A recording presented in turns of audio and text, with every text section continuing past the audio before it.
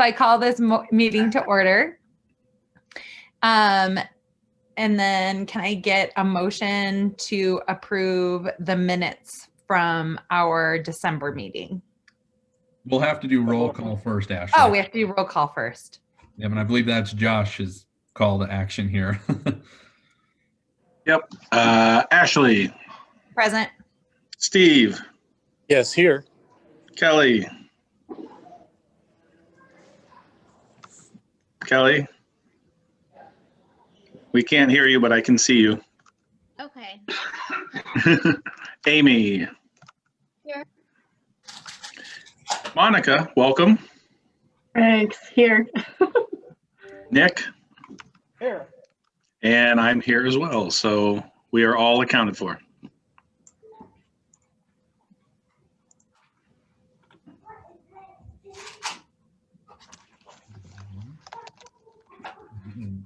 Ashley, if you want to just go to number 3. Okay. Did you want to introduce Monica? Yep. Well, I'm going to let her do that herself. Okay. Yep. All right. You want me to do that right now? Okay. Well, I'll give you a little bit about me in a nutshell. So, Monica Converse. I've lived in Polk City since 2015.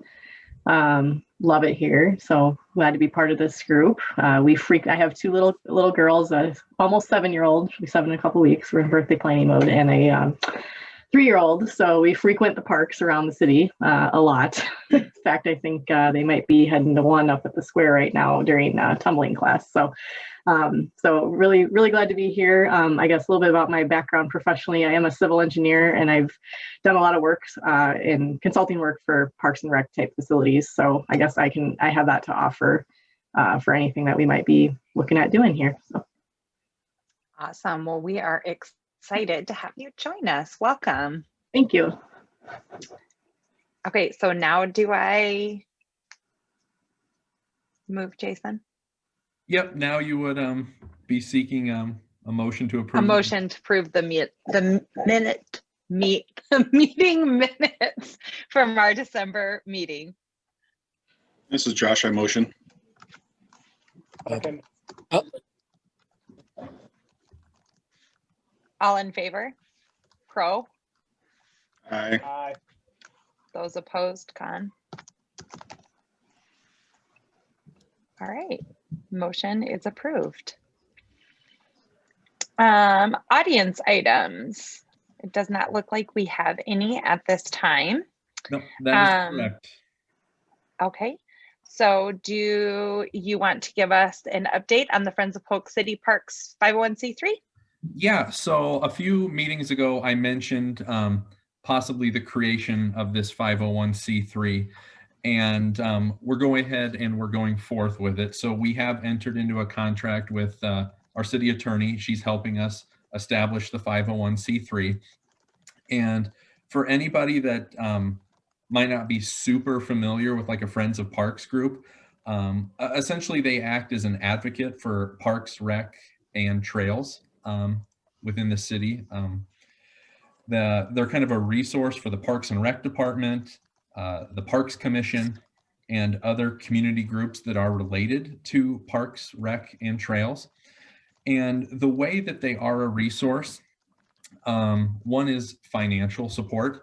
They are a medium to which people can donate to the parks of Polk City.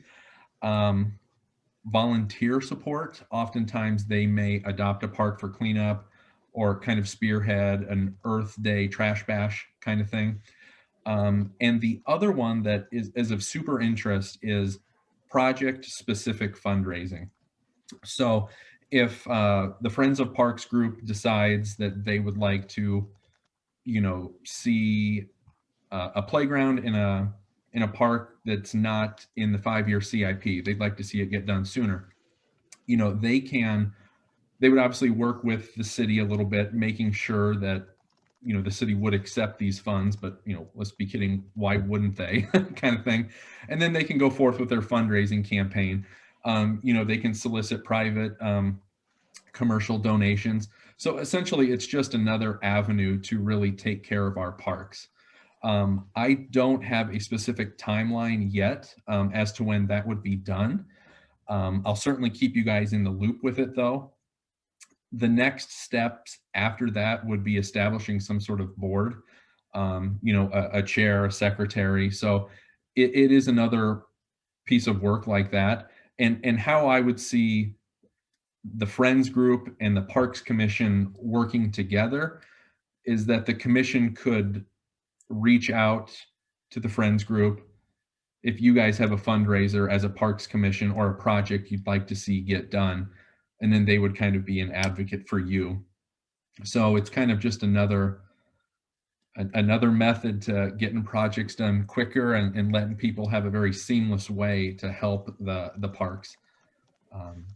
Yeah, sorry, that may have been a convoluted description. Does anyone have any questions about it or any experience with other Friends groups?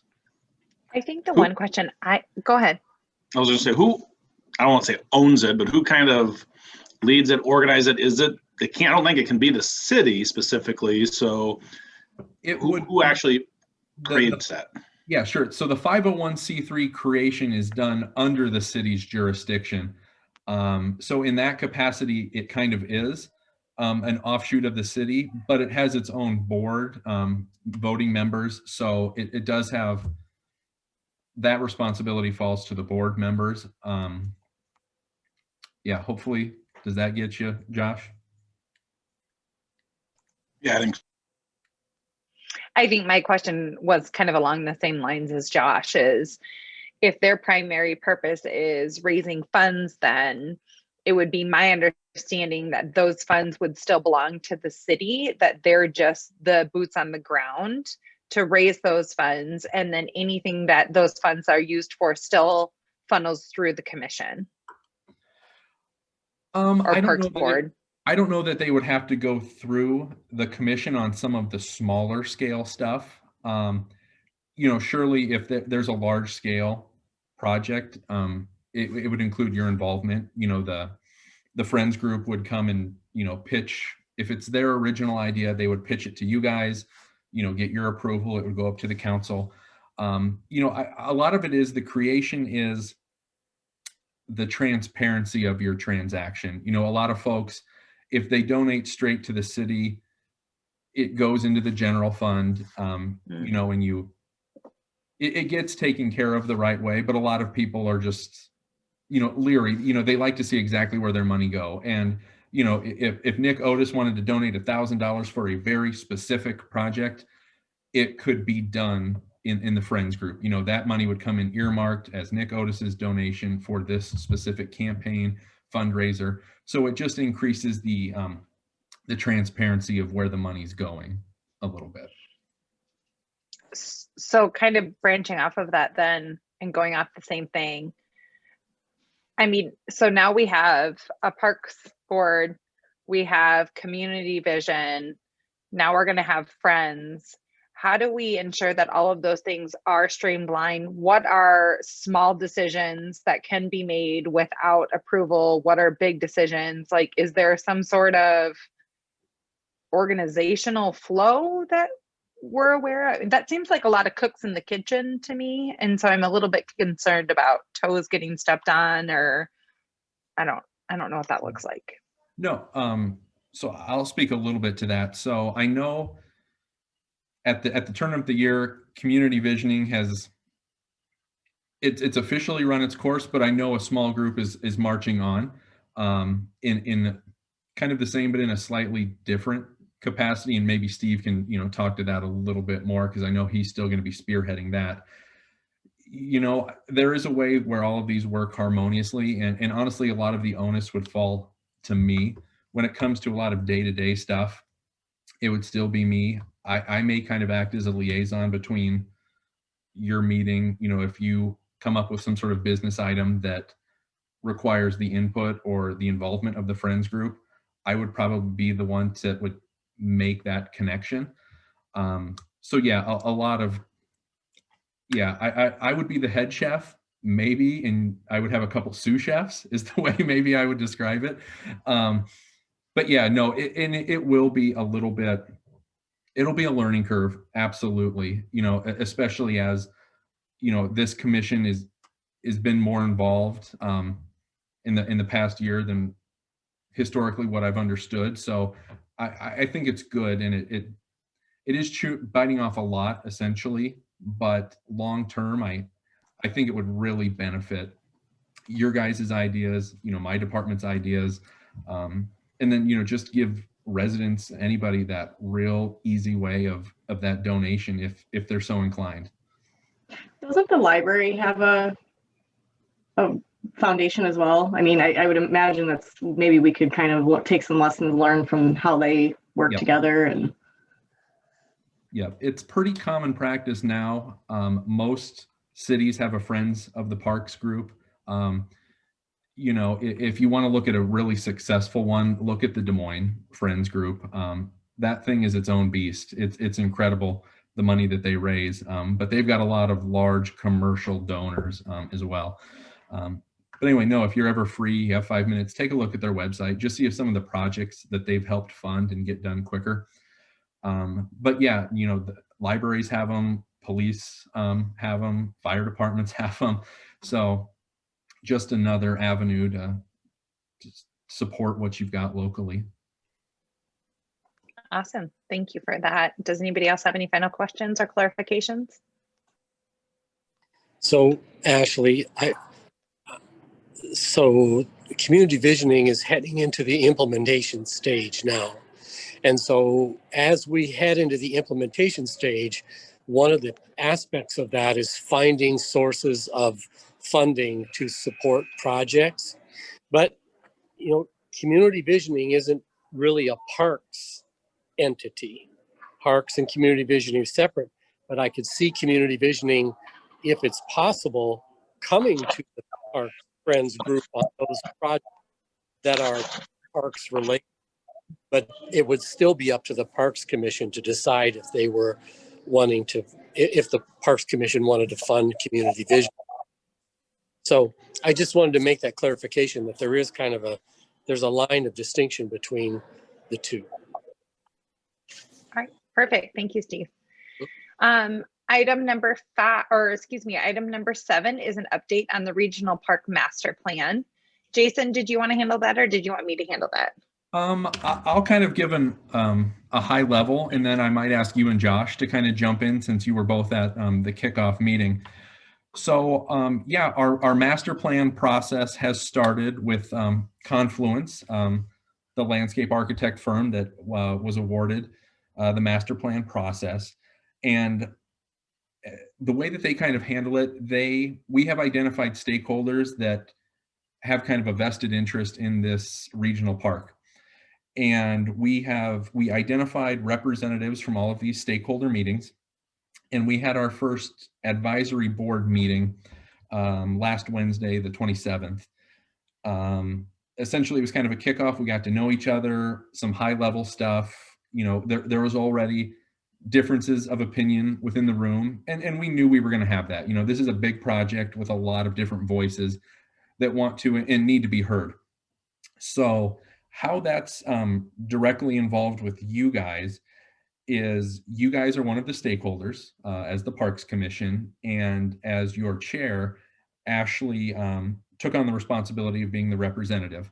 So she was in attendance last week, and it's looking like your March 1st, so our next Parks Commission meeting, will be entirely dedicated to your specific meeting with Confluence. So I'll be there to run the Zoom like I'm doing this evening, but other than that, I'm going to be a fly on the wall. So you guys will have the opportunity to talk with Confluence for, you know, an hour, 75 minutes. I'm not sure exactly how long it'll take, but essentially they're going to ask your input on what you'd like to see this 57 acres become. You know, what it means to the Parks Commission, what it means to existing recreation in Polk City, future recreation.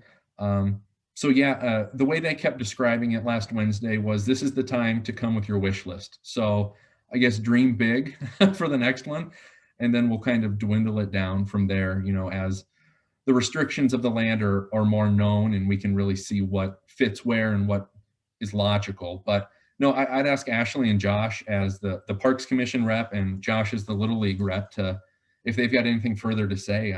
No, I'd certainly appreciate any insight. Go ahead, Josh. Yeah, there was good conversation, definitely difference of opinions amongst the different stakeholder groups, which isn't a bad thing. Allows us to really put on the table everything that we think is needed for the community, and kind of balance between, do you want to put a whole bunch of stuff into one area, spread it across town? You know, when it comes to funding, how do we want to balance that out? Can you put a bunch of stuff there and then maybe repurpose some other parks to make it accommodate other groups within the organization?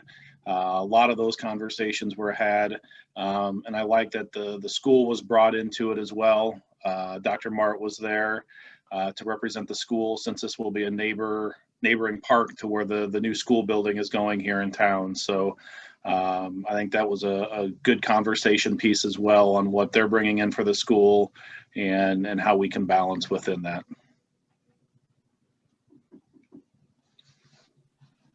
Yeah, I would say the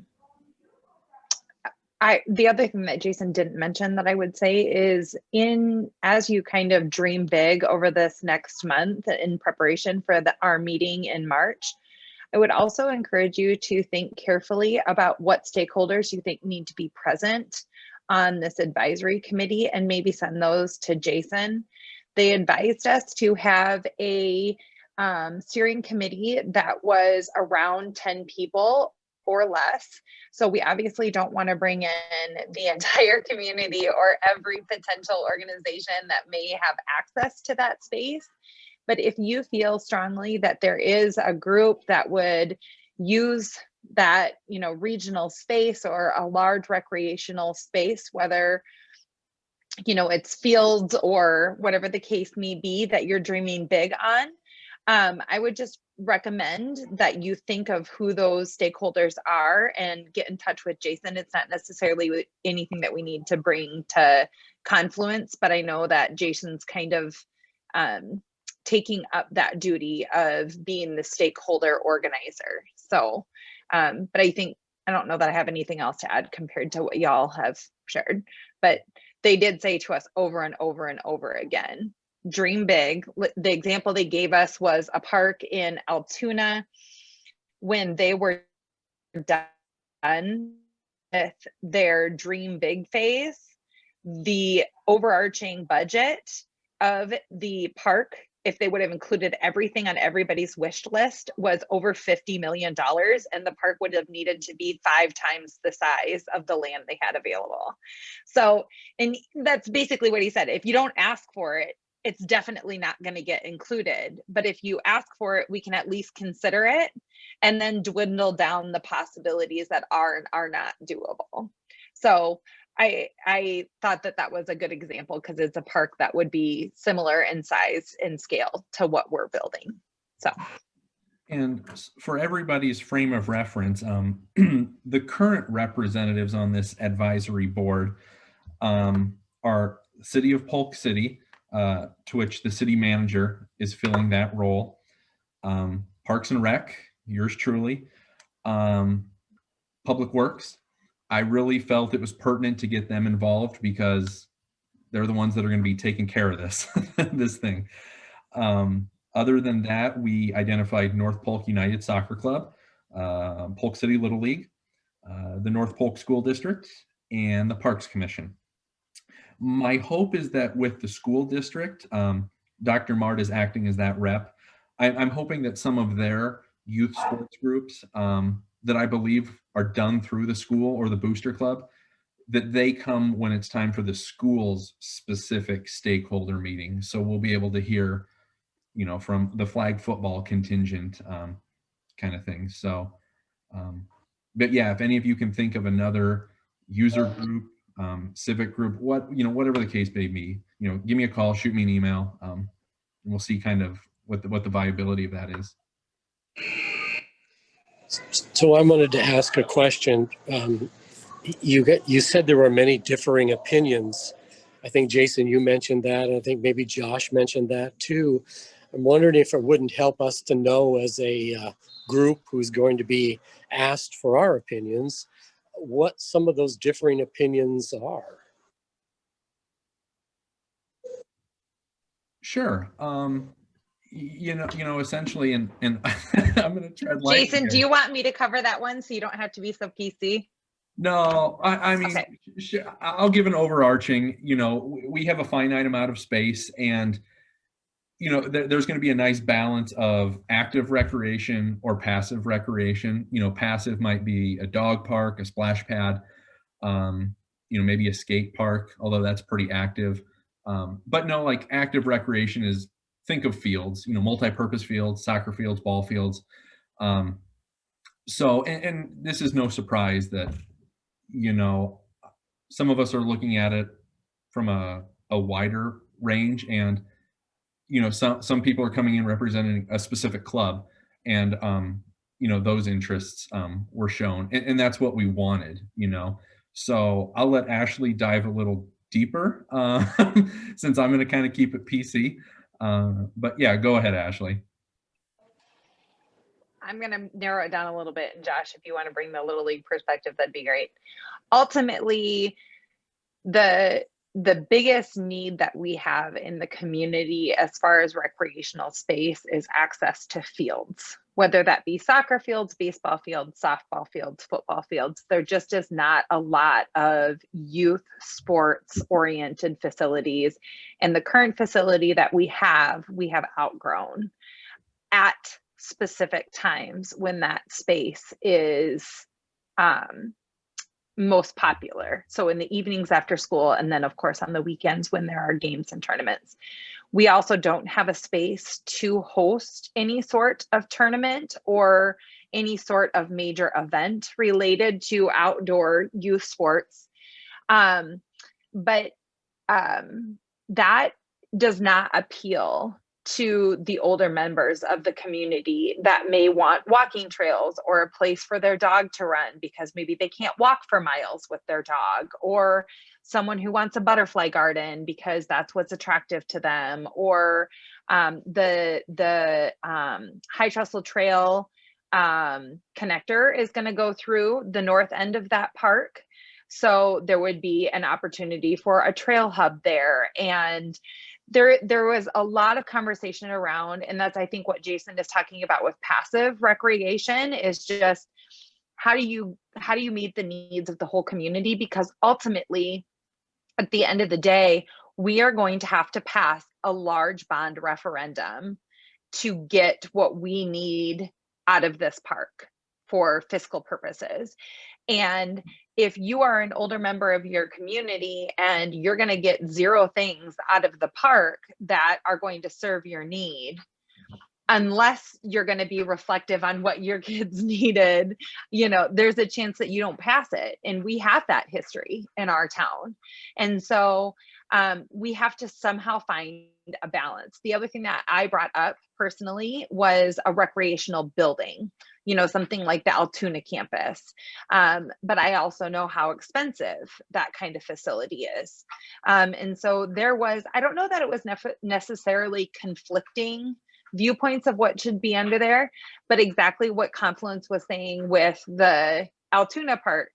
I think that if Josh knew that he was going to get the Little League fields that he needed, and there was still space for a community center for recreation, I don't think Josh would say, no, we don't need that community center. I think the idea is which one of these is going to take priority in the limited space and budget that we have. And so I don't know if Josh, if you have anything else that you want to add. No, I think you guys covered it all really well. Looking at it from the Polk City Little League standpoint and not the Parks Commission, myself, and I think I can speak for soccer as well with Greg, there's a strong need for more field space, soccer, baseball, softball, whatever it is. And so we went into that meeting thinking specific to our clubs and knowing there's that need. And thinking that if you saw the whole master plan, Kimberly has 210 housing lots plotted all around that park. And so thinking again, Little League wise, 2 kids per house, that's another 400 potential kids going into an already stretched Little League or an already stretched soccer club. So that's where our mindset is, but Ashley's exactly right. We need to find the balance of all of those.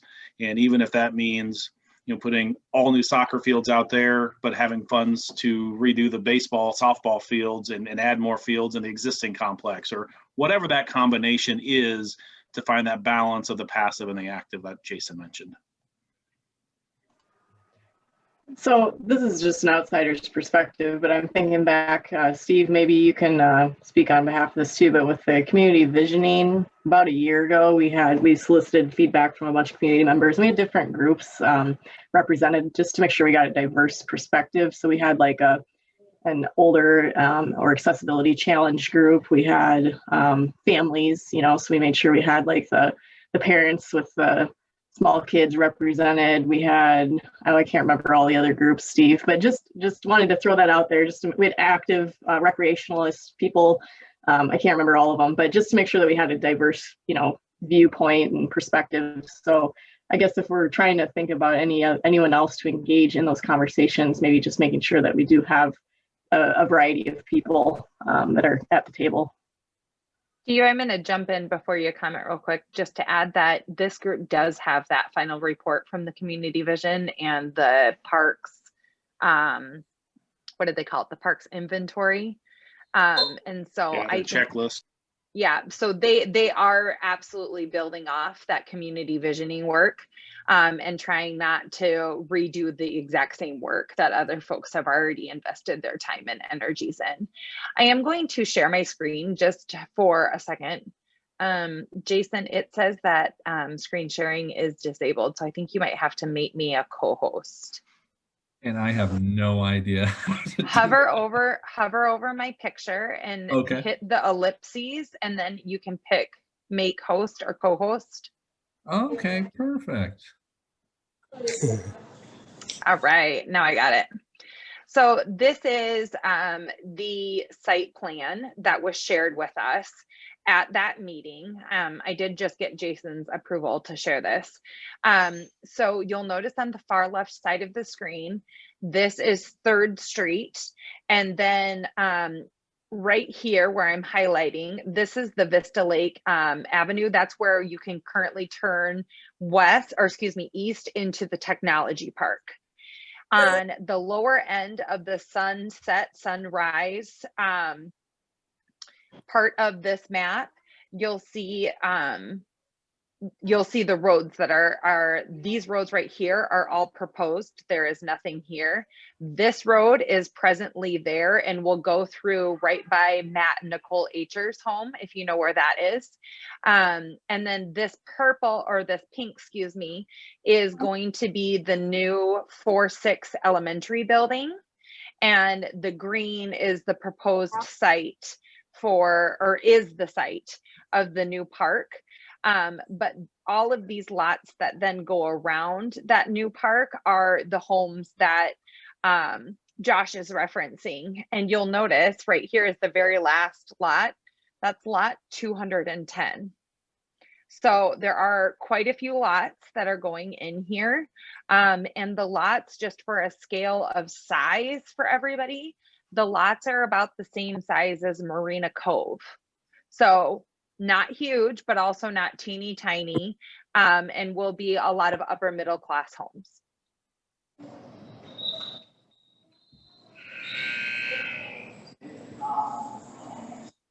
Questions as you're looking at that?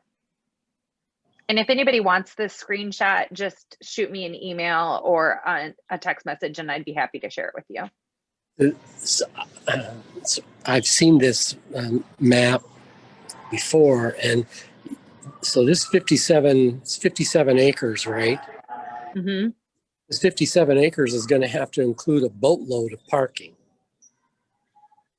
That will be one requirement, yes. Okay, because these houses come right around the edge of it, so. There is where the pink dot is over here. NAP currently doesn't have it on there, but there is supposed to be a trail connector on that northeast corner. There will also be an access point here. Everywhere there is an arrow, there's an access point to the park. Yeah. So there'll also be a road proposed between the school district and the park, which could allow for entry into the park and getting into there as well. Okay, so as I look at this map again, are all these houses, these lots, backing onto the 57 acres? So this would be their backyards. They would be looking out over the park?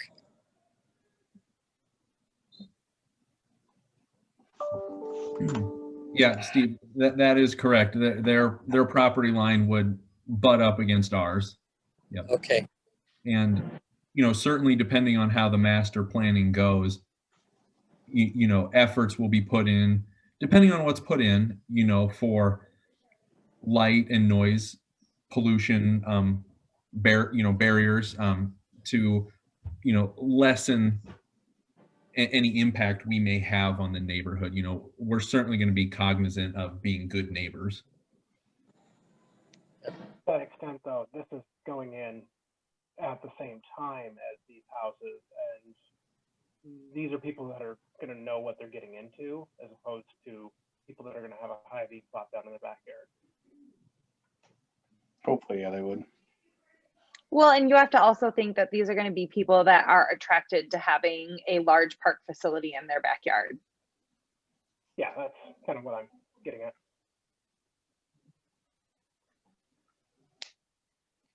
So dream big, kids. We got a month to think of all of the most wonderful parks and recreational facilities that we can fathom. And they also said, if you know of any examples, that also helps them bring your ideas to fruition. So if you have a kid who plays volleyball and you've been to the Bettendorf facility that has like 30 volleyball courts and you're like, yep, we want that. Great. Bring the name of that facility and that will help them understand your vision. I don't know that this is like the best time to bring this up or not, but I had heard a little bit of feedback after that meeting, and that a splash pad was one of the things mentioned there. And just thinking about that, I just wanted to bring it up to get your guys' thoughts or have you guys thinking about it too. I am in full support of a splash pad in Polk City. I think that would be amazing.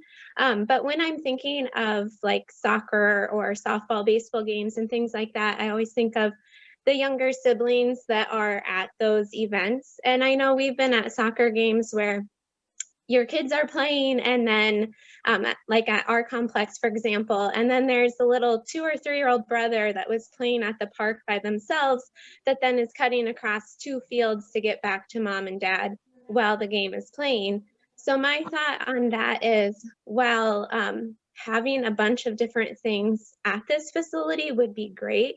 I also wonder about the safety of that and how, if that was something that ended up there, how we would keep that separate, or what kind of vision would be that splash pad. And, would it be something that would need a lifeguard there all the time, or who would police keeping all those younger siblings away from that area that, it could be potentially dangerous if kids are allowing, or parents are allowing their kids to use that while they're not observing them. I think that's an excellent point. And I feel like maybe we should say who's going to be policing the parents and making sure that they're watching their children, not policing the children. Yeah. But I think those are the things, those are the kind of conversations that will help Confluence weed out what ideas do come to fruition.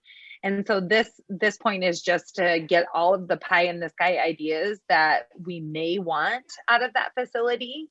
And then when we start having conversations about safety and staffing and upkeep and drainage and easements and all of that stuff, they'll start weeding out what ideas are even possible and which aren't. Right. But I think that's an excellent point. And one that was not brought up, by the way. Any last comments or questions? Oops, I'm sorry. No, that's all right. I want to mention this just really quick before we move on to the next one. Just, this is how the snowball gets bigger. Ashley had mentioned prior the possibility of like a bond referendum. Nothing like that has been set in stone yet. Depending on how the master plan process goes, we may dream so big that happens, and maybe not. We're certainly, myself and the city manager, we are looking at all types of funding for this, and we're going to be very aggressive in the grants that we go after. So yeah, nothing has been set in stone in terms of funding yet. But what Ashley said, it is a possibility, but nothing set in stone. Thank you for correcting me. I did think that was set in stone, so I apologize for misspeaking. Any other comments or concerns before we move on? What, Jason, isn't that in the CIP plan? Isn't there a bond issue in the CIP plan? It's when it's in the CIP, it's talking about, potential funding for it. So a GO loan was mentioned as a type, but also grants, donations as well. So that was just all of the different types that could potentially be used for it. But yeah, the city is they have a placeholder amount of roughly 5 million. We'll see after this process, where we come in compared to that number, so it's very much a moving target right now. We're very early in it, and things will certainly materialize and become much more accurate as we go forward. If you guys decide you want to build an adventure land, well, 5 million is not going to pay for that. So we're going to have to get creative, but I hope you guys don't want to build an adventure land. Wink, wink, I'm nudge. a hard pass. I don't even like going to Adventureland, so I'm pass on that. Okay, so we're going to move on to item number 8, which is going to be for you, Jason, updating us on programming. Yeah. So December 1st to the 15th, I did that Letters to Santa, and we ended up with 125. So Santa got really good at writing back to the kids of Polk City. So it was fun. I hope all the kids that got letters enjoyed it. That's certainly something that will be coming back year after year. And hopefully, that's going to be part of that bigger light up Polk City celebration that we had. This year we did the parade. So yeah, that's going to morph into a pretty cool special event the first part of December. So I'm excited for that, and excited that we were able to do something, a little bit of community outreach this year. At the end of 2020, I had mentioned to you guys about adult yoga starting about the turn of the year. That did not happen after we saw the Thanksgiving COVID spike. And we held off on setting something up just to see what the Christmas spike looked like. And we're kind of living through that right now. And, knock on wood, it has not been as severe as the Thanksgiving spike. So right now, preliminarily, we are looking at beginning adult yoga in March. And so that would take place at the community center.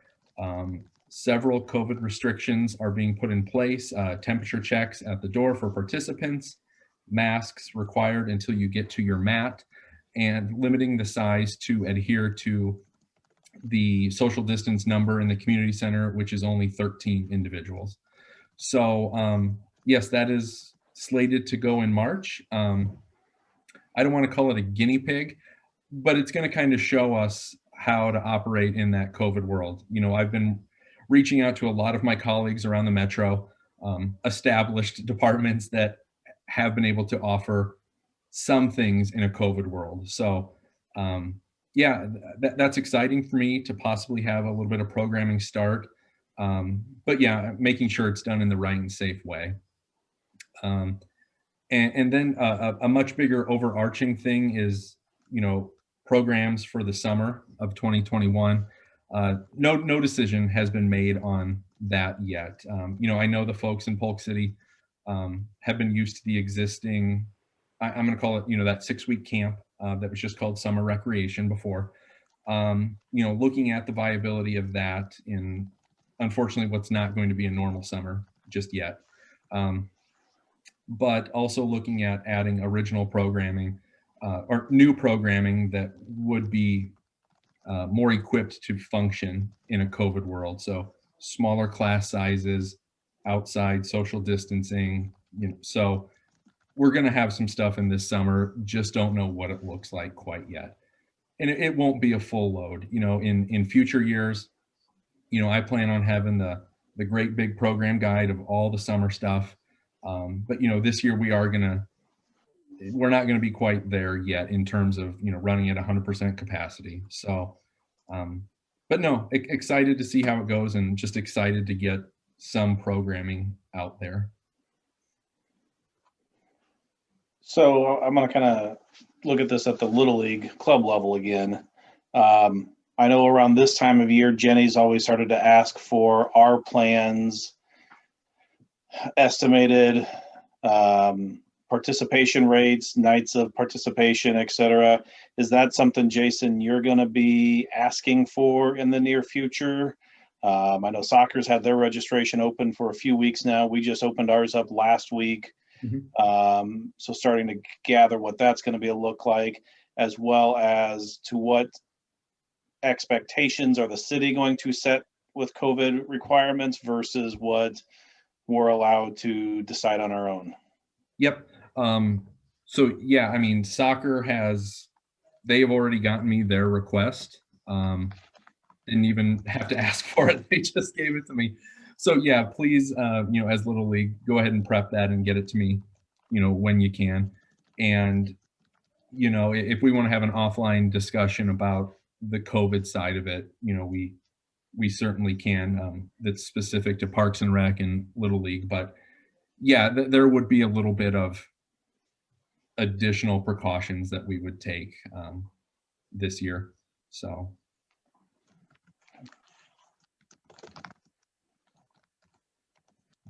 And really, Josh, what I would recommend, and I'm sure you and your board have done that, just Little League, your parent organization, I'm sure they've got a return to play protocol.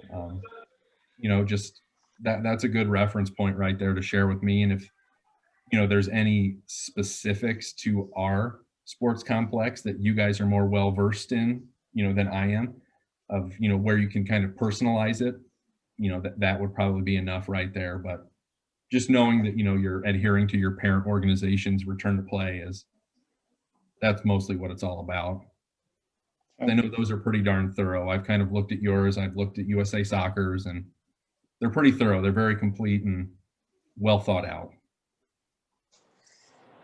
Hey, Jason, do we play a role in the Four Seasons Festival, the Parks Commission? No, I don't think so. You may have to, I haven't been here when there is a Four Seasons since the last one was canceled. I don't know either. In the past, we just approved the use of the square, the closing of the street, and the addition of porta potties for the festival. Other than that, organizationally speaking, we have not. The fire department does the ball tug of war thing. And then the library does all of the carnival games. And then Polk City Women do lemonade, but all of those, again, are not us. Not to say that we can't ever do that. I'm just saying at this point in time, we do not have anything to do with that. So you are free to belly up at the beer garden is what she's saying. You have no responsibilities for that festival. So thank you, Jason, for all the work that you did on trying to make Light Up Polk City come to life in the most peculiar of years. I heard wonderful feedback about the parade. I did meet with Bridget DeVos a couple of weeks ago. She said that she also, through Go Polk City and the Chamber, got great feedback on the parade. So I don't know if that will be something that continues from year to year to year, but I do think that it was a huge success and there was tons of people out on the street. So kudos to you. Great idea. I thought it went off with a bang. Number 9, reports and particulars from the liaison commission and staff. Well, I just noticed that Dave's not on the call, so we don't have a city council report here. And I'm not even going to try to play the part of elected official. So, no, I feel like that's a good legal choice. Yeah, right. I feel like you guys have listened to me way too much. I'm going to keep these next points really brief. I worked with Ken Morse, the tree guy, this year to continue the Tree City accreditation. That's something that's going to fall to me going forward. Ken wants to focus more on putting trees in the ground and getting his hands dirty and not so much paper filing. So no, I'm happy to announce that we're going to be Tree City USA a 28th year in a row, we found out. And we also were awarded the Growth Award, and this will make 27 out of the last 28 years. So I'll give all the kudos there to Ken and the Arbor League of Polk City. You know, they really care about the tree canopy here in town. So their work and their volunteerism is very commendable, and it's kind of a heavy load to take that from Ken. I hope I don't, I won't let it fall between the cracks. And hey, I'm already 1 for 1. So we're doing okay this year. And then the only other thing, I recently applied for an Iowa Foundation of Parks and Recreation mini grant. And so they are essentially a 501c3 that exists that helps Parks and Rec departments across the state. And this mini grant is for communities under 10,000 people that may have smaller budgets than some of the bigger ones, like we do here. So I asked for $1,000, the max that you can. And I haven't been given it. I'm just telling you what my application was. I'd like to use that to buy just equipment for my department, you know, the dodgeballs, you know, soccer goals if I need them, everything that a Parks and Rec department has to be able to do those programs, you know. So, you know, when you go from nothing to wanting to offer programs, that's a lot more stuff than you imagine. So hopefully I find out in the next month if we were chosen for that. But yeah, you won't get the money if you don't ask. So I asked. But yeah. Well done. Every penny counts. That's right.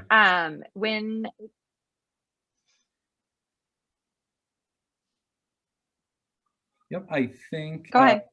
You know, one more thing, I forgot to mention it during point 6, those PDFs that I included that were like donation trifolds from other communities with benches and tables, that's also something that a Friends of Parks group may handle. So I wanted you to see some that exist, and I think I sent you Pleasant Hill and Urbandale. So also, if you want in the back of your mind, items that would really be good for our parks that we should offer as part of this, you know, donation or memorial program, you know, I'd love to hear your feedback. You know, a lot of the basics are the bench, the table, you know, some do a grill. If you have the right park, you can do pavers, you know, or memorial stones. But yeah, anything you guys can think of that's new and unique to Polk City that we can include would be great. And now I'm done. All right, awesome. On well, that, thank Jason, you. would you, sorry, I was just going to ask on that, would you be willing to, like, for those of us who are involved with some of the small nonprofit organizations around town, like putting I mean, I know, like, as president of Polk City Women, we've been wanting to find something to, you know, target for fundraising for a while now. And I think I've heard Kiwanis talk about that too. Like, is there, would we be able to solicit some feedback from those groups to find out, you know, what other amenities we might not be thinking of? Sure, absolutely. Okay. Absolutely. And I think, Monica, too, to kind of build off of that, one of the things that Confluence mentioned about this park is that this process of, you know, putting all your pie in the sky ideas on paper is also beneficial, because you may end up revamping several parks in your community to reorient what they offer so that you can get your biggest bang for your buck. And that might mean that Polk City Women isn't necessarily, you know, buying a particular bench, but maybe they're putting in part of the infrastructure or a play system or something at an existing park, so that you don't have those young kids running across the parking lot at the soccer fields. And then it could be, you know, there could be a sign put up, you know, donated by Polk City Women 2020 or whatever the case may be. Obviously it's 2021. You did not donate in 2020. Lord help my soul. Well, if there's no other further comments, questions, or business, I would like to call this meeting to close. Sorry, Ashley. I just have like two really quick things. One is I still have the bylaws for the Parks Commission on my plate. So if you're okay, Ashley, I'll send you a draft of those and then you can pick up and maybe edit and take that on, finalize them. And then I was curious, Jason, are you at a year? When's your anniversary with the city? March 16th, so I'm not quite there. Okay, so we can congratulate you next month. Okay. Yeah. Yeah, let's knock on wood, hopefully. Right, almost. Well, we're And then grateful to have you for sure. Thanks. I wanted to add one thing for the good of the commission too. I don't know if all of you see my Facebook page, the Community Visioning Facebook page, but we made some great progress with the High Trestle Trail connector, if you're not aware of this already.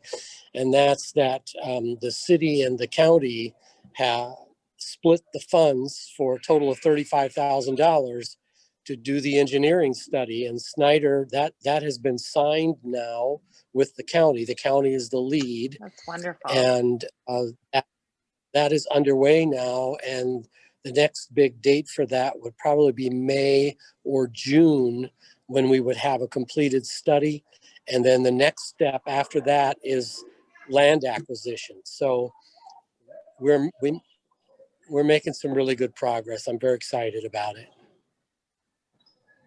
Thank you, Steve. That is for the good of the commission. I appreciate that input. Anything else prior to calling to a close? All right, going once, going twice, sold. I call this meeting to a close. Thank you, everybody, for your time. Have a great week. Good job, Jason. We didn't burn anything down. Thank you. Do we need motions to adjourn, Jason? I think we do. Oh, we do. I motion to adjourn. Sorry. I'll second. Second. All those in All in- favor? Aye. Aye. Hi. Those opposed? All right. Thanks, everybody. Now we're good. All right. Thanks, everybody. Bye. Bye.